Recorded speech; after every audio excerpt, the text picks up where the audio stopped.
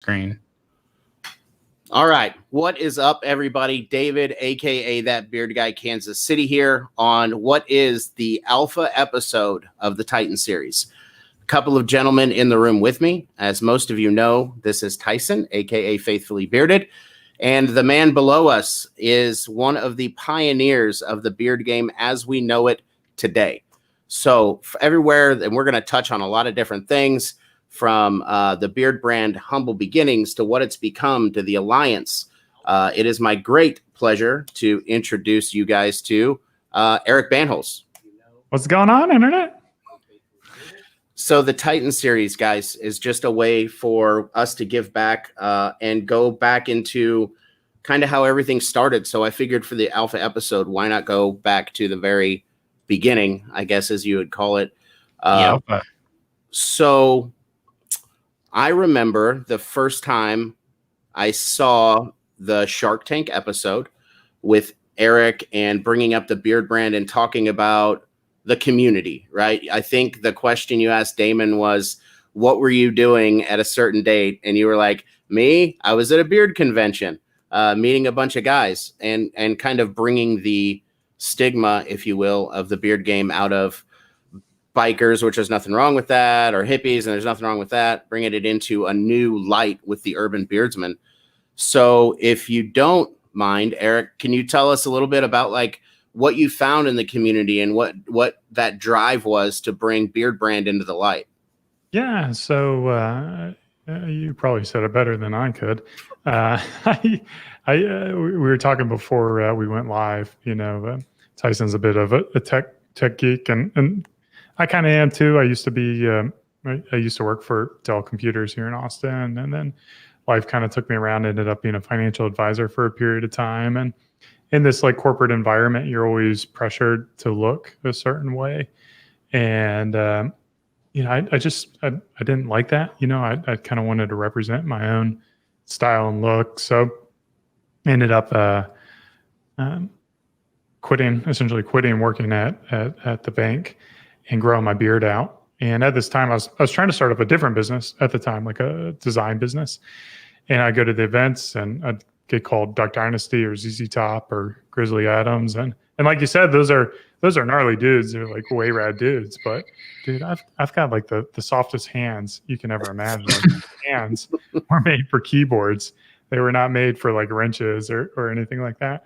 And it was at the West Coast Beard and Mustache Championships, and the beginning of 2012 that I started meeting these guys. January, February, and realized there's just like a whole group of us. Like, you know, like we didn't fit the traditional stereotype, and rather than being, you know, one of those guys to kind of wait for something to happen, I got super inspired and you know, searched beardbrand.com to see if it was available, and it was. So you pay like $12 to get the domain, and then I'm like trying to describe who I am. I'm like, I'm not an outdoorsman, I'm not a biker, I'm not, what am I? And then the term like urban beardsman kind of hit me as a way to kind of describe who I was. And you know, from there I went and I told one of my buddies, John Reisinger, about this idea that I had, and he's like, yeah man, let's go and document it, let's like tell the whole story. So if you look at like our very first video or two, is like we were going to document what we were doing with building the company and the brand. And we had a Tumblr page back then and YouTube. And then after a couple months, like John had a newborn baby and he kind of went on to other projects. And I just kind of kept it going very, very passively in that first year. And it was just kind of always been like a, you know, to a certain degree, an extension of myself, and kind of like, the pains that we talk about at Beardbrand are really like the pains that I ran into personally, and just kind of like the ways that I try to overcome it to the best of my abilities. And sometimes I'm good at it and sometimes I'm not. So if I remember right, John was beardless, right? He didn't have a beard? Yeah. John Reisinger did not have any kind of facial hair. So I think I was watching a video where you're talking about him kind of being the face of Beardbrand and then realized that he doesn't have a beard. So it might be. And I mean, like, I know it's like the name of our company is Beardbrand, and I know there's a certain stigma within our community that's just like rah rah rah beards, man, masculine, and like I'm not against that, but at the same time, like it is facial hair. Like it doesn't necessarily make you more masculine or less masculine to choose to grow it out. I think what's masculine is your ownership over your own style, whether that being bearded or not bearded, despite any kind of pressures one way or the other.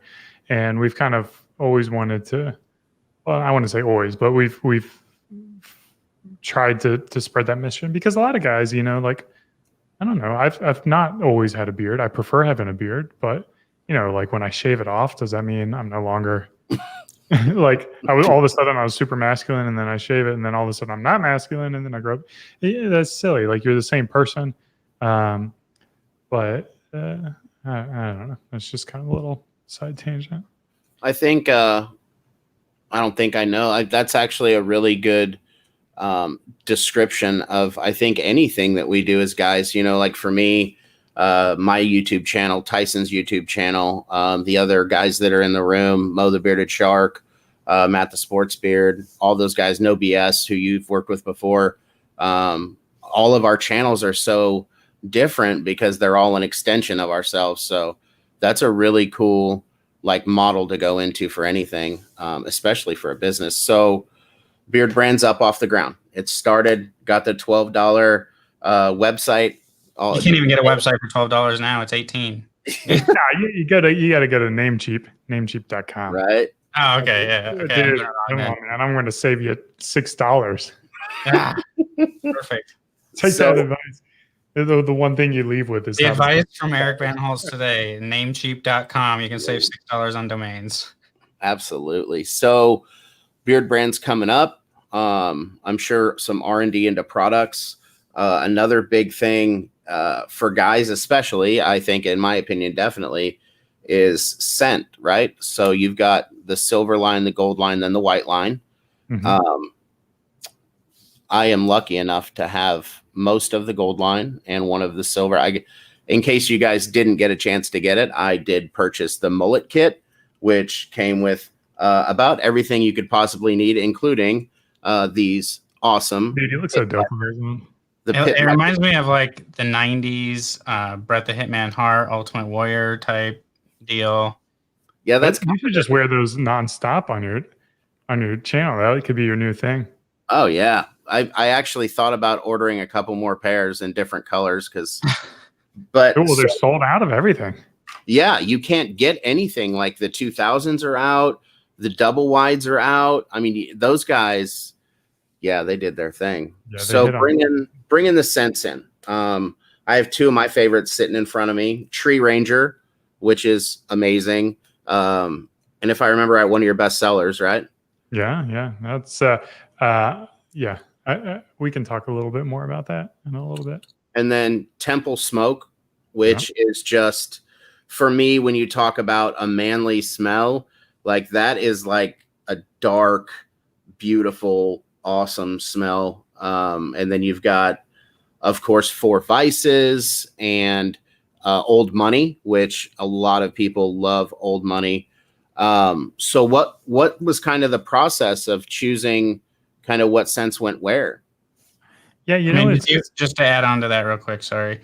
Yeah. Did you have all your scents lined up, or majority of your scents lined up, like Old Money, Temple Smoke, Four Vices, before Shark Tank?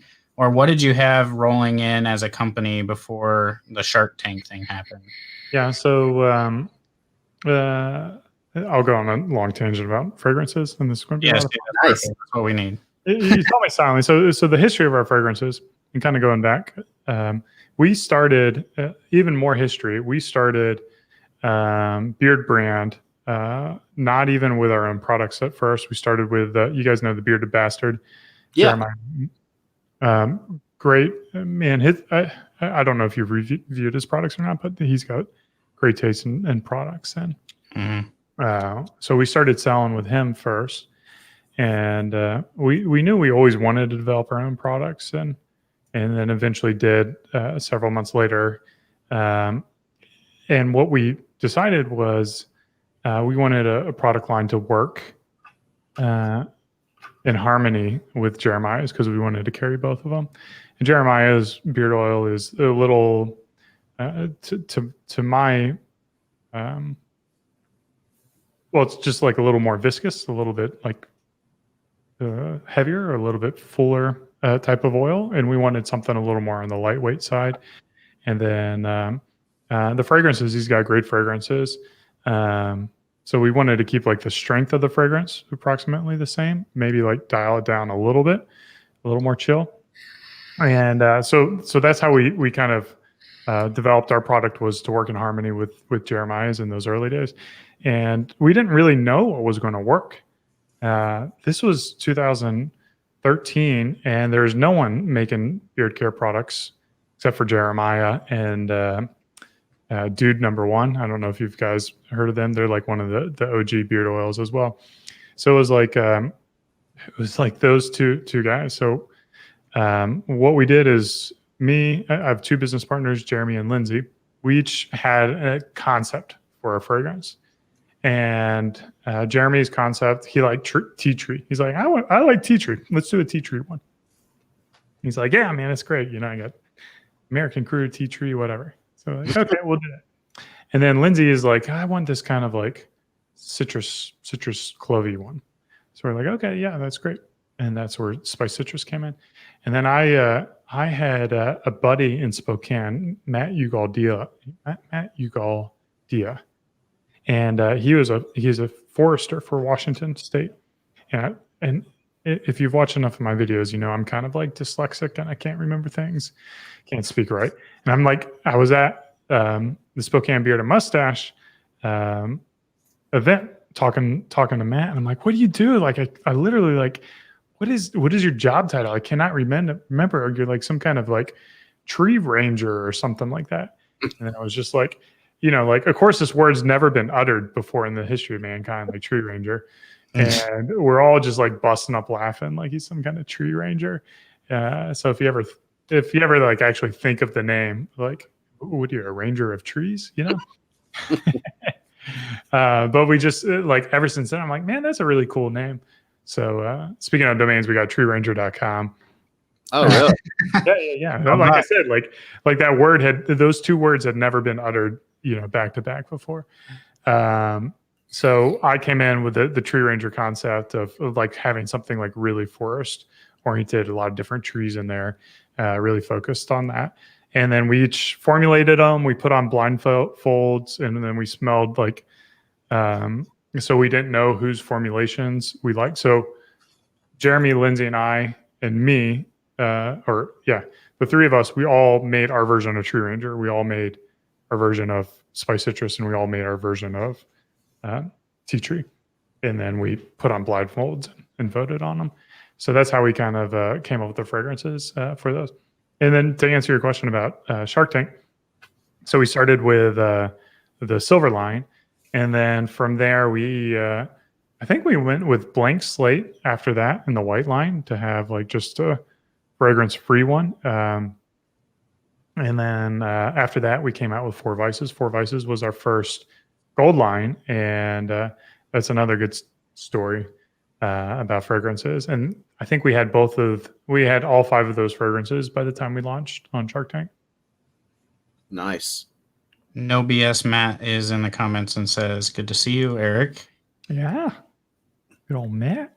Oh, man. So what's the story with Shark Tank for those that don't necessarily know? So you got Beardbrand up and going, you got some fragrances. Like, where did it click of like, let's go on Shark Tank and pitch this idea and get some financial backing? Or how did that story kind of play out to get you guys to take the step to apply for Shark Tank? I think a lot of people have some good ideas and are afraid to do something like that. Yeah, I mean, one of the nice things about being a YouTuber is you kind of start to develop a pretty thick skin.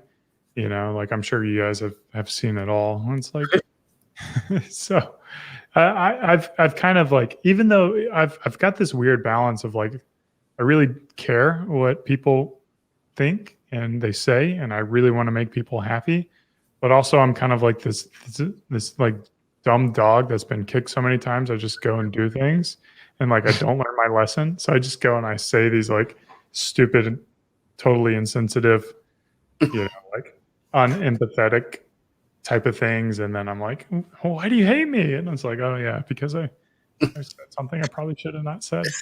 So like Shark Tank's perfect for me because, I can just go up there and ramble on. And, if they're mean to me, then I'm like, it is what it is. But I like I'm, in addition to being passionate about like the products we're selling and the community we're building, like I love business. Like business is one of my passions in life. And I love bringing value to the world through business. And I think, profit is this amazing tool that shows you how much value you're bringing to the world.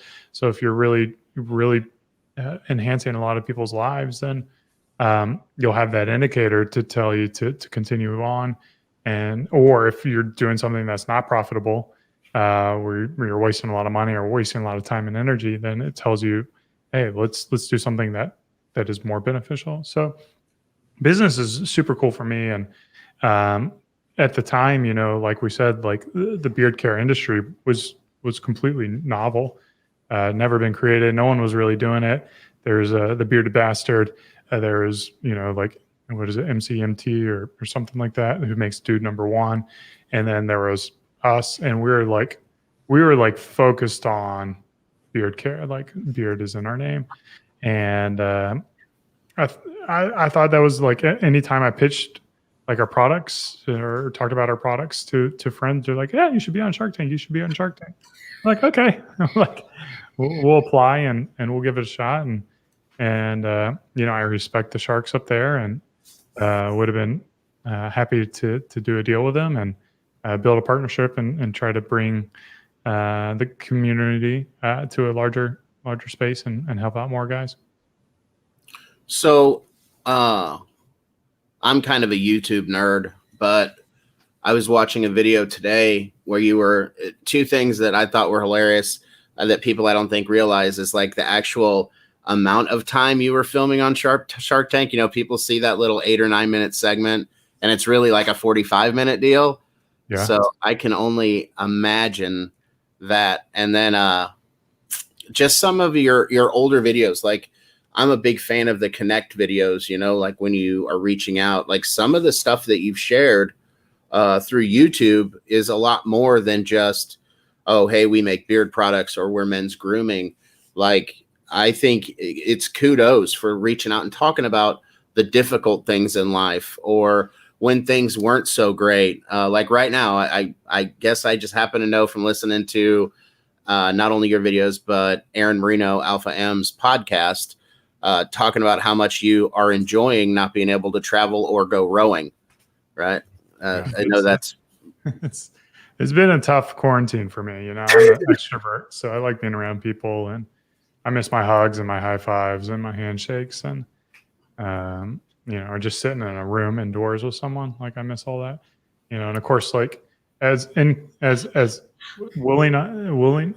willingness that I have to break the rules. I'm also like strangely compliant. So I've been following all of the recommendations for COVID and stuff like that. So it's been challenging. Definitely. So I think as men, we kind of want to break the COVID rules, but as fathers, we want to follow them because we want to protect our kids and our family, and yeah, if I was a single dude, I would totally be living a different life than I'm living now. So, like, taking my wife's and our family's situation in our community as well. I think like, I've got friends who have kids and elderly parents and stuff like that. So it's more than just you that you have to think about. So talking about, I guess we can kind of circle one way and then another. So talking about bringing grooming products to men, right? I feel like when you started it, like you said, you've got the Bearded Bastard who's still around, and then you've got a couple other companies that are doing a couple things. And then you come onto the scene, right? And men's grooming's really, I think, has really exploded since 2012 to now. I mean, we've got our own lawnmower man part clippers. They've gone that far, So, like, looking at the men's grooming industry, how it is now, like, what what do you think the biggest changes were? Do you think that men just got comfortable with spoiling themselves, or like it lost the stigma that it had of a certain group of people only take care of themselves a certain way, or how do you think it's grown since then? I think there's always this kind of like bad association with grooming, that it was like feminine. Like you're less of a man if somehow you invested in yourself, which to be fair, I thought that way too. Like, so it was easy for me to kind of communicate that way, because I was like, why do I need to wash my face? You know, like, why do I need to take a shower? I've always been a showering guy, so I don't want to throw myself too far into the gutter. But I think, what we wanted to do at Beardbrand, up to that point, you had your Irish Springs, you had your Dove was like the fancy stuff, but like guys really didn't have a lot of options for high quality, high end stuff. And frankly, like I like using nice stuff. I prefer nice stuff. Life's too short. I'd rather, if I had $100, I'd rather spend $100 on one or two things than 10 things at $10. Like, to me, it's just having fewer nice things and spending the same amount is my preferred spending habits. And like my options were like Axe, which smell terrible, right? You smell like a 15-year-old boy. No offense if any of you guys are using Axe out there. I'm sure there's some good Axe products out there.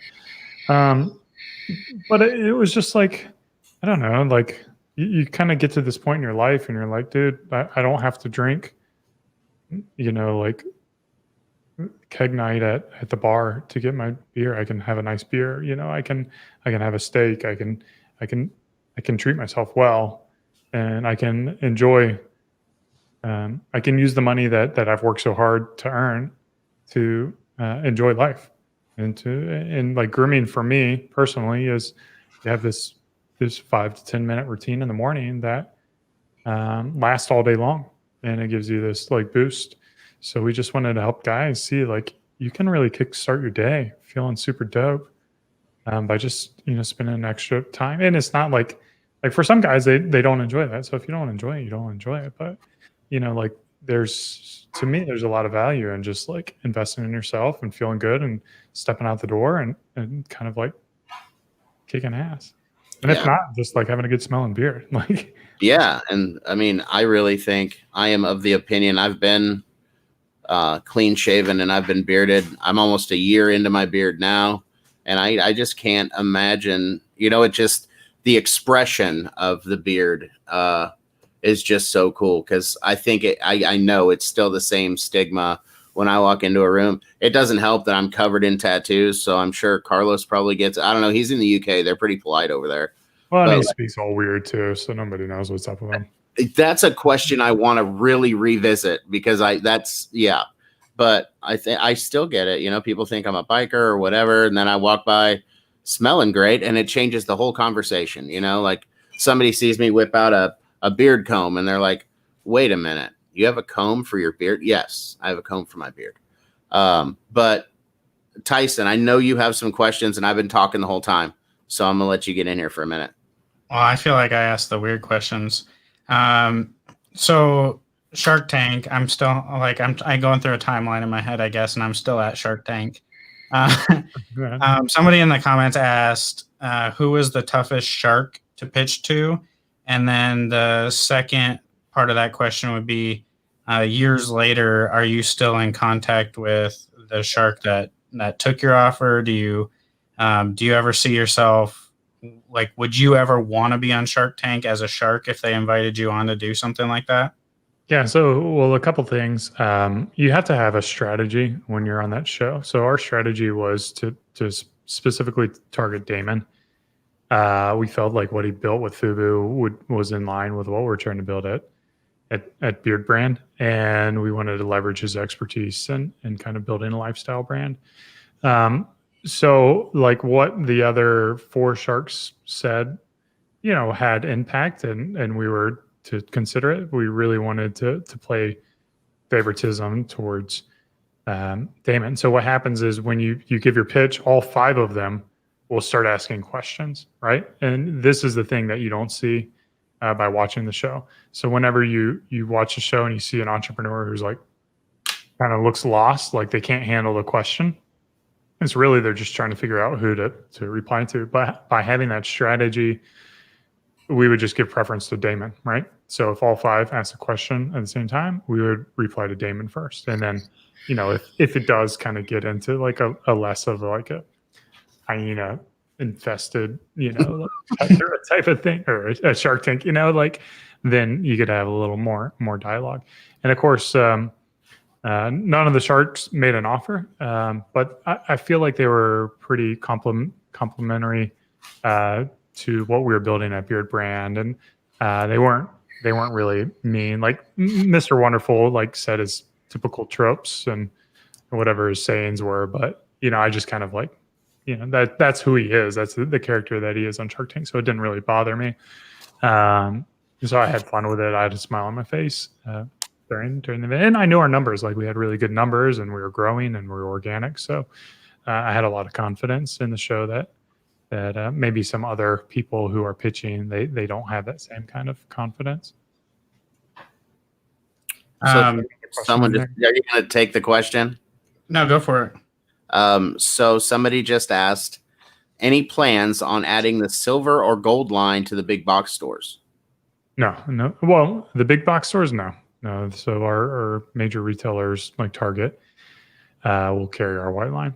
So our silver and gold will be available at Beardbrand. So that's something that's, I think, or I feel like would be a lot more work than people realize. Whoops, dropped my mouse. Is getting Beardbrand, right? So getting Beardbrand from where it was into places like Target, which opens your audience, right, to like a whole. Because some people, I know a couple guys that are like, well, if they had it in a store and I happened to see it, I'd go grab it. So how was that process? Yeah, we've always preferred having a direct relationship with our customers. I feel like there's so much more to Beardbrand than the products. If you just take Beardbrand for the products alone, like you're not interpreting the full value that we bring. And I believe strongly that we've got some great products. And but at the same time, like as we talked about earlier, like the videos we talk about, there's more to Beardbrand than just the products. It's, about becoming a better version of yourself and investing in yourself and facing adversity and how you overcome that adversity. And, like we've never actively taken the strategy of growing with major retailers. So we've been fortunate that essentially Target reached out to us. They wanted to carry our products. And I kind of believe that if you do cool things, if you do things that you believe in, so they reached out to us a number of years ago, and we actually created this little spin-off line for them that it was called Aiken and Cash. Nobody knows this. We had what was it called? We had Firewood was one of the fragrances, and then I forget what the other one was called. We sold 1 or 2 units a day for 6 months or something on Target.com. So it reminded me how hard it is to build a brand new company from the ground up, and I can really relate to a lot of those smaller guys out there who are trying to get their company off the ground, because it's not easy. It's certainly not easy. So anyways, we ended up killing that, and it was just kind of more hassle than it was worth to have 2 different brands. So we ended up getting contacted by them again, and we're just like, well, if we're going to do it again, we don't want to mess with the online stuff. We'll just do it in the stores. So we're lucky that Target's been a really good partner for us, and they're willing to roll it out in all the stores, and that's been a good experience for us to be able to get our products in front of people maybe who aren't looking for help or guidance on the channel, and then eventually they'll see us in Target, and then they'll come to beardbrand.com, subscribe to the newsletter, and kind of start to get a little bit of our culture from there. And that's a good thing that I don't think a lot of people realize is, one of the points of the Titan series was to realize that there is more behind all of these brands than just making beard stuff. So, I mean, I could rifle down the whole list, but just I think the highlights for me were, one of the big ones was when you were just making just like a vlog style video, like, hey, this is what's going on in my life, stuff like that. When I couldn't imagine how many people search your name on the internet or on YouTube every day. But for somebody having that rough day to see a video essentially just saying, hey, you know, there's light at the end of every tunnel. Like, everybody has struggles. Like, don't think just because this has happened that I don't have struggles in my life. That's just epic. I mean, I think the biggest one recently that stands out to me is the video when you said you were stepping away from Beardbrand. Yeah. Right. Just kind of made the video like, hey, this is what's going on. That was a deep, like, heartfelt video.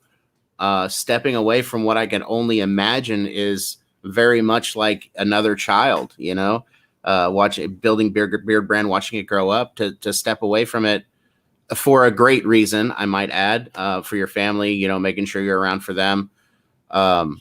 So when you make those videos, it seems like it's a lot of off the cuff, you know, just you getting in front of the video and talking, or in front of the camera and talking. So what for you was one of the videos that hit home? Like, when you talk about intent for a video, like when you put a video out, which one were you hoping people would get the most out of? Yeah, I mean, I think you hit a couple nails on the head. I tend not to script my stuff, and that probably shows. I have a little bit of rambling for periods of time, and yeah, I mean, I was. The purpose of that video of me stepping away, people would think that the purpose was just to tell you guys that I'm not going to be making videos for a month, but that was really not the purpose. The purpose was for me to first kind of be an example for guys out there to know that you can step away from work to spend time with your family if you need to kind of be a leader. And I know guys in Europe or guys up in Canada, they get that time anyways, and that's not a new thing. But here in America, there's certainly a lot of pressure to get back to work, and there's certain, like, you know, like this psychological aspect of guys wanting to be at work, and I love to be at work too. Like, I love working, so it's hard for me to get away from work. But so I wanted to do that, and then also I wanted to kind of like, I think one of the most unspoken things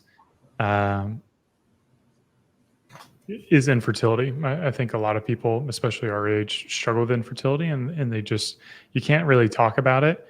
It's one of these things that's kept like quietly locked away. And I just wanted to just tell guys that, you know, we've dealt with it. It's been really, really hard on our marriage and hard on our family life. And it's been dark days, like essentially the whole time that I've been building Beardbrand, we've been struggling with this as well. So just to let other people know that, you know, it's okay. You'll get through it. It's part of the journey, you know, part of the journey. And then, I mean, like, everything I say on Beardbrand is, you know, I'll go through, I don't want to say like I go through these like manic and like depressive states, but like sometimes I'm energetic and sometimes I'm like feeling the moment, and sometimes I'm just like, yeah, we're all up. And then sometimes I'm just like, you know, maybe like going through something in life where it's just a little more serious and a little more like down to earth. And, you know, like I have like this wide range of personalities, and, you know, you get both of them. You get kind of like the wild and goofy guy who will sit in like a bunch of bushes and, you know, like ramble off about things. And then you'll get the guy who, you know, will talk about serious things like infertility and, you know, like trying to be a better father. And I think, you know, hopefully what I hope is that the audience understands that, you know, I'm a real person with like different energies, and that I'm not just going to be the same guy and talk about the same thing all the time, and, you know, just because that's what the channel is about. Yeah, absolutely. You seem to be the type of person that wears their emotion on their sleeves, and you know, if you're feeling just kind of down that day or just normal, your energy follows that. If you're feeling excited, you know, jacked up, your energy follows that, which I can definitely relate to. But I think you've made a lot of really good points, and a lot of, you know, there's some smaller companies in here, and I think we all kind of, as men, we all have that entrepreneurial questions and type experiences that we really dig into, and you made mention about the line that you had with Target that you shut down, and I don't think a lot of people see that, but that happens a lot in big business, right? You have a lot of little subsidiaries or different lines that don't take off. They don't see success. It's not everything that you've done has been successful. You've had to go back to the drawing board and try again and not give up and retry. But you've also mentioned that you like to do things more personable. And so, being in a store isn't necessarily the way you go. And for me, like, I knew who Beardbrand was, but there's a lot of people out there that don't like to purchase online. They want to go to a store and get that product. So do you see, or do you feel that, my first purchase of Beardbrand was in a Target because I knew I could walk in and get it rather than having to order it online, not be able to smell it. Do you guys see that? Do you think being in Target brings you more new customers as far as we're just walking through the aisle and we see it? Or do you think people kind of know who Beardbrand is, but it's a reason to go pick it up in the store rather than order online? Yeah, I think it would be both. And clearly, like, we have a preference of serving our customers direct, and we've tried to solve those problems that you talked about where, like, we've got a no questions, like, customer service thing. So if you're not happy, we'll get your money back, like and then we have our fragrance kits where if you buy the fragrance kit, we'll give you the cost of the fragrance kit on your next order. So we try to, like, minimize any kind of risk that you would take by buying from us online. But I also get, like, not everyone prefers to do that. Some people prefer to buy in store. But it's just like, you guys, like, the people see what we've created at Beardbrand, and I feel like what we've done is pretty impressive stuff. But we're still, like, a really small company. Like, we're like 15 employees, and I know that could be like 15 times bigger than a one-man operation. But we view our competitors as like Procter and Gamble and Gillette and L'Oreal and like these mega Edgewell, these mega organizations that have billions of dollars behind them and hundreds of thousands of employees, and we're trying to, like, stand out from them. And even there's a company that was just acquired in our space that they also have a beard softener that if you read the label, it was strikingly similar to the thing that our beard softener claims, which we essentially invented the term beard softener. And they sold for $235 million. And I can tell you that Beardbrand's not worth $235 million. Like, we're a team of 15. So, like, I say this because, there is the good aspect of being seen as a leader. And I do believe that we are a leader in terms of the value that we've brought to the audience and, like, the support we've given to the community and the innovation that we've had in our products. But we're certainly not the leader when it comes to, our revenue numbers and, our employee count and, the stores that we're in and all that. So there's a lot of stuff we're still working to do as a small company to continue to grow and to reach more people out there. And we're not building it to sell. So, like, that valuation to us isn't really important. We're just, the more we can grow, the more people we can reach, and the more we believe that as we can inspire people to be better individuals, we can make the world a better place, kind of from the ground up, through individuals rather than from the top down through politics and force. So what does the company see, like, as a difference between the United States and the UK? A lot of your videos done over there. I would assume you're selling products over there. Do you have a bunch of different things you have to do? What's kind of the difference, in sales numbers? Is the US busier or UK? How does all that look? Yeah, so we actually pulled out of the UK in March of 2019. 2018. Yeah, 2018. It's been like 2 years. Jeez, that went pretty fast. Like, I swear. Yeah, time flies. Yeah, we pulled out of there. Again, that goes back to, like, we are a smaller company with scarce resources, and we have to make the decision a lot, like, how are we going to allocate our resources? and doing business in America, we 2 years ago we realized that we hadn't fully reached our potential, and so every dollar that we put into trying to grow our business, it could return. I'll just do made up dollars. Let's say a dollar I put into to growing our U.S. customer will turn into $2, whereas a dollar that we put into building the European business was like turning into $1.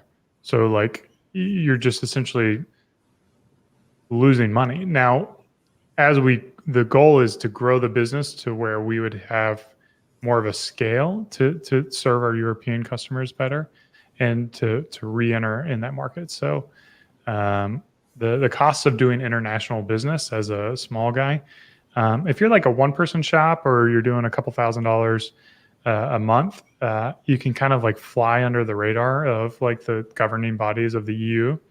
But once you hit like a certain size and scale, it kind of moves from like this hobby volume to like a regulatory burden volume. And we kind of cross that threshold, and we didn't think that putting the resources into the European market would have been a good source of our investment at that time. So we put it on hold to come back at a later point. Is it the same with Canada, or can Canada, you? Man, I don't know what's crazy about Canada. It's like $3,000 to ship up there.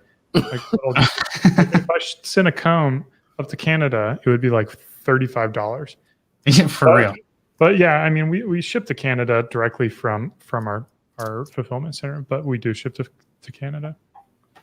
So I have to ask, there's a couple things in the chat that I want to definitely address. One is from Bearded Motivation, and he was wondering, what does a barber have to do to get into maybe a Beardbrand barbershop video? Well, nowadays you got to work out of Austin, out of the Beardbrand barbershop. So that's since we invested in the barbershop, the goal is I want to bring that kind of like Cheers vibe, where everyone knows your name, you know all the barbers. It's one spot. You kind of, get cameos from me or Sylvester, or, like people working in the Beardbrand office. So if he's willing to relocate to Austin, then hit up Bob the barber. Bob's kind of like the lead barber there and in charge of stuff. So I'm trying to we have like two guys. We have Bob and Chris right now, and we're trying to get up to, I think like five people would probably be pretty good. So you just kind of got a job opportunity there. And then the other one, someone that I'd be lying if I said I knew very well, but I do know his products. So Pedro Navarro over at Black Rebel said he wanted to know if you had ever heard of him, because then he could tell his wife that he made it. Black Rebel, they're up in Dallas, Texas, right? Where is Pedro? I don't know where Pedro is. Yep. He is in Texas. So that's a yes, apparently. Yeah. I mean, I see a lot of comments specifically from companies, which are just so positive and motivating, that they're basically thanking you for what you've done, because without you and Beardbrand, that they wouldn't have an opportunity to be doing what they're doing. And I think that's the way that a lot of community, a lot of the beard world looks at it, as Beardbrand kind of paved the way to help everybody be able to do what they're doing right now, and so as beard consumers, reviewers, the companies out there, we all want to thank you for taking the lead in what you've done with it, and that's really awesome. But one last thing I have for you before you go, and Dave might have something else, but can you talk just a little bit about the rebrand? You just recently rebranded your label or your bottles. You came out with we got the square bottles here, and then you came out with a fragrance line as well. If you can just talk about that. Was there something to spur that, of like, we need to change to keep up, or was it more like we just are changing things around and kind of rebranding to make things better? Because you also changed your pricing structure a little bit as well. Yeah, there's a frequent there's a long-time customer who's had like some of our OG stuff. And if you like look at our labels, like we've been changing them constantly over the past 8 years, and we've even had some like limited edition round bottles and stuff like that we did for Huckberry. So we're always like kind of tweaking and changing our packaging. The big thing with the square bottles and the square bottles, we had a lot of Blake. So the previous design was called a Blake bottle. And when we came out with that, we were essentially the only one with a Blake bottle. Well, I mean, there wasn't a lot of beard care when we came out. So we felt that the product kind of lost its uniqueness on the marketplace. There was a lot of, people who had used Blake bottles in the past. They would do a front label and a back label, whereas we were the first to kind of do this side wrapped design. And then we noticed there's a lot of similar side wrap options. So we've always kind of wanted to not follow people. We've always wanted to be unique and on our own and kind of create a look and feel that I don't know if you have any of our boxes laying around too, but we upgraded our boxes, and that's one of our. So that's like the old style, David. We've got like a new version coming out that's all black. So all these are like evolving and changing. They're always constantly changing, and they'll continue to change. And then like with the little guys, I was way off El Paso. Man, of course I don't know my Texas geography at all. Like 8 or 9 hours away from Dallas. And yeah, we love the way we've always looked at like the beard care space is kind of like the craft brewer scene. We want it to be like we want to encourage guys to go out there and create things and to build connections and to do it uniquely is kind of what I would encourage people to do. So like get inspiration from other brands, but like ultimately, like what we talked about at the beginning of the live stream is like find your own DNA and print that into your line and your products and be able to share that. And I think like that's really cool to see some of the innovation that you get from that, rather than just kind of copying someone else out there. You're doing something unique and for a new audience. So we always like that. And then, as much as possible for us little guys to kind of take a dent out of like the Procter and Gambles and the L'Oreals and the Axes and the Gillettes and those giant ass companies. Or those, and not only that, but those like Chinese, what I hate, those Amazon Chinese crappy made products. Like I don't think guys should put that stuff on their face. I think you're worth more and some God knows what made in China product. Yeah, I probably shouldn't have said that, but we say stuff. That's what we do. I think that brings it back to exactly what you said. Like I've come to a point where I would rather spend money on something good that I know is tried and true, which you guys have been, than saving $2 on Amazon and not having any idea what I'm putting on my face. And to be clear, there's some great brands on Amazon. I don't want to say like everything on Amazon is bad. There's some really, really great brands on Amazon that have been around for a while that care about the products and care what they're doing. I'm specifically talking about those, Chinese made knockoff. They don't care what's in the ingredients, just copying stuff. So are your products made in Texas then? Like they're all of our grooming products are made in America, but we'll work with different manufacturers depending on their abilities. That's cool. And so we have like somebody's asking, do you know of a brand called Huxel? It sounds familiar, but and the reason they're asking is because when this company came out, they looked a lot like Beardbrand. And so we were kind of wondering if there was anything. I think that's where they're going with the comments, because when they came out, they looked so much like you guys with the labels and everything that we're just kind of wondering if you had known of them or anything like that. Yeah. I've checked out their website before.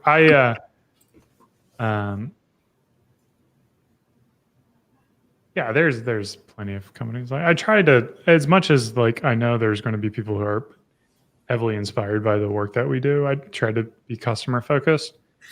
So there's a lot of a lot of stuff out there. If they use our trademarks, like Tree Ranger or Four Vices or Temple Smoke or Beardbrand, then we'll go after them. But generally, it's pretty hard to produce the packaging that we do at our level, and you tend not to see people who can execute it as well as we can. I like how you put that of inspired people rather than people copying us. Our work inspires people.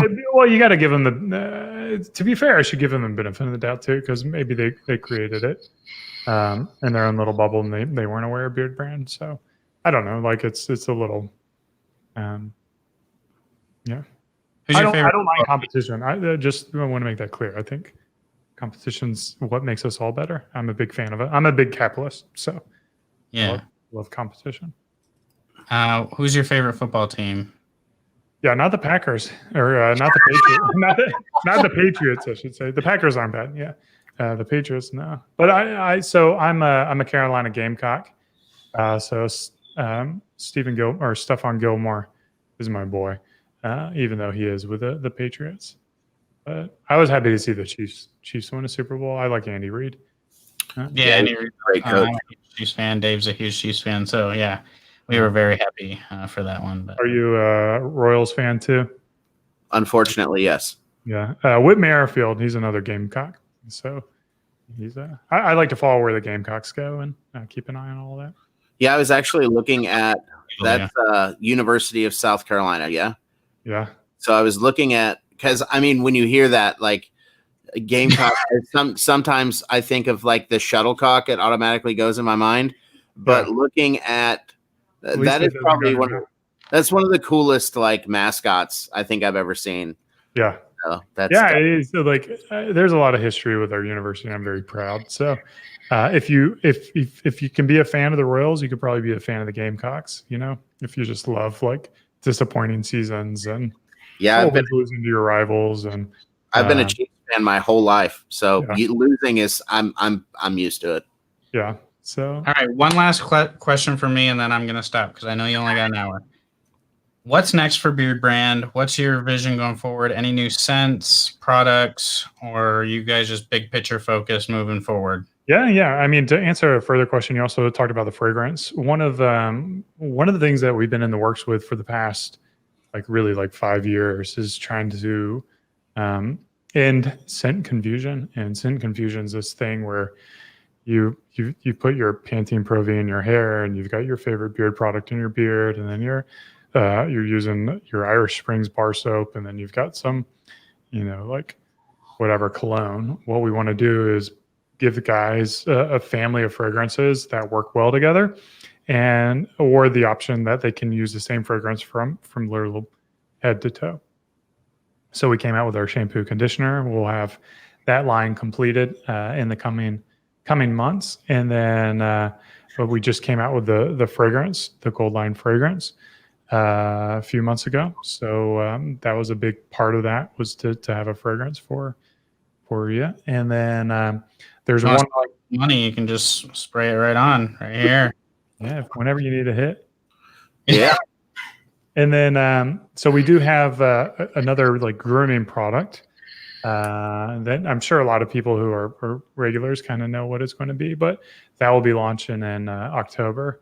And then once that will kind of complete the line, where any of your basics, shampoo, conditioner, beard wash, beard softener, utility balm, beard oil, is pretty much going to be wrapped up. And then we'll try to push those products deeper into the marketplace, and try to make it easier for people to get a hold of the products. So whether it be in Walmart or CVS or Walgreens or back into Europe, that's going to be a big focus of us. So we'll kind of complete the product line for a period of time.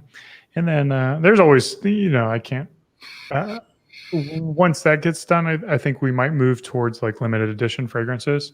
I've been working on a couple. Hold on. I'm breaking a cardinal sin of live streaming. Hold on. So keep in mind, Eric is on vacation right now with his family in an Airbnb and took time out of his day to come on a live stream with us, which is super awesome. Yeah, agreed. I told you, I'm not on vacation. I'm working, you guys. This is fun. So anyways, yeah, I got like a little, this is prototype packaging. This is not final packaging, but got a little goodness in there. So obviously spray. So I won't tell you the name or but I've got a few of these like in the works. So we'll see if any of them make it to market. The little guys know how much work it is to make a fragrance that works well. It's not easy. So we go through a lot of iterations and changes and hopefully we get one that can work nicely in multiple products. So I don't know, man. Does that give you enough excitement or not? Oh, absolutely. Yeah, I'm excited. I still just have so many more questions. Like I keep saying one more, because I want to talk about the mullet. I want to talk about the beard and the mustache, but I know a few more. You got an hour, and I respect your time. Dave, do you have anything to finish up with? So I think first off, I know I kind of said at the beginning of the conversation we were backstage. I can't tell you how much I appreciate, the disassociation between like the small batch companies and the large batch, or not even large batch, what people perceive as these huge, like you would say Procter and Gamble, like to come back to the community, like kind of the grassroots side of it. It means the absolute world to me, and that was one of our huge points of the Titan series. So the only question I have before we go is at the end of the Titan series, there will be a grouping of people coming back kind of in a group. So as I'm sure everyone wants to know, can we look forward to Eric Bandholz joining us for the Titan reunion? Yeah, man, just as long as I'm not on a plane or something. Absolutely. All right. I mean, that's really or in the hospital, and God forbid, right? Yeah, don't do that. Don't do that. But if something's on my calendar, it's as good as it's like writing it in stone. I'm one of those guys. Yeah, and be careful. I know I don't have the problem, but you're a really tall guy. Like I can't imagine being that far up off the ground. But anyway, the episode Alpha has concluded, guys. I can't say enough. Thanks for coming, hanging out with us. Myself, Tyson, of course, Eric Bandholz. It was good to definitely have the interaction. And until I see you guys again, be awesome to each other. Any closing comments, guys? Stay safe. Keep on growing. Oh, keep on growing. Yeah. All right, guys. Have a great day. Peace.